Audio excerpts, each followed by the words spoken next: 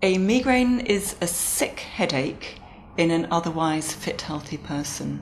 It is much, much more than just a headache. It's like somebody has pulled the plug on that person and they just go through a power cut for anything up to 3 days. I've been very lucky in that most of the people around me have understood and not just treated it as, oh, he's got a headache. It's not a headache. I've had headaches. They're nothing compared with migraine.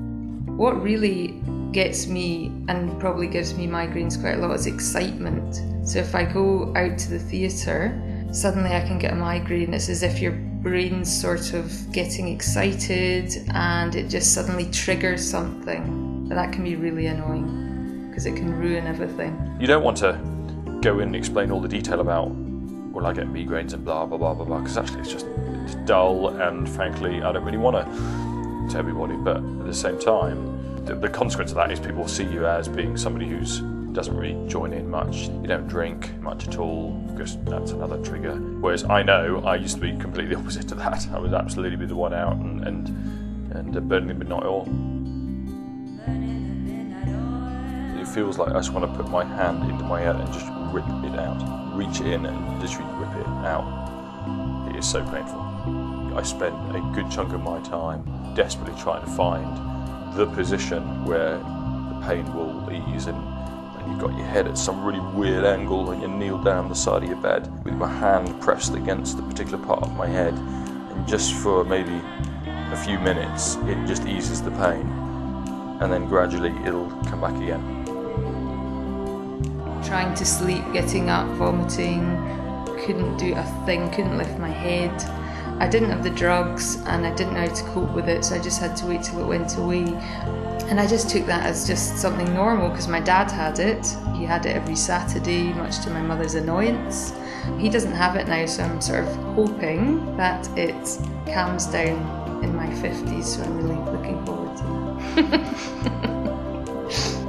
that. To be honest, it didn't get really bad and very regular until after I had my son. Suddenly the whole thing just blew up. And the trouble is, when you've got a young baby who's screaming the whole time, yeah, I think that was my low point, really. You feel that your head is about to explode. The actual word migraine means half a head. Either one side of the head or the other. I get a dull ache just behind one eye. It's like a claw on the side of your head, and one claw is in the front of your eye, then the other one is in the side, and the other one is right at the back of your neck, and it holds it. If you had an off switch, you might be tempted to use it. It gets so painful. You feel almost suicidal with it, and you have no indication of how long it's going to last. My wife had asked if I could help, could I do such for the kids? And I was just hang on by a thread, knowing this headache's just getting worse and worse and worse. And eventually I just exploded. I just clicked and just said, you just cannot possibly understand what this is like. You know, this is agony. I'd never actually explained it to her, to be fair. I'd never explained to her just how bad it is. So I think sometimes it was seen by her as not coping very well. I mean, my wife actually tends to just leave me alone. She thinks that's the right thing to do, and sometimes that's right, and actually sometimes all I really want is probably a hug, and I know what you're going through. You're so jealous of people that don't have it. You don't want to be the one that's got the migraine. It's such a stigma in a way. Whenever I have a migraine now, I don't tell anyone. In a way, I'm just embarrassed about it.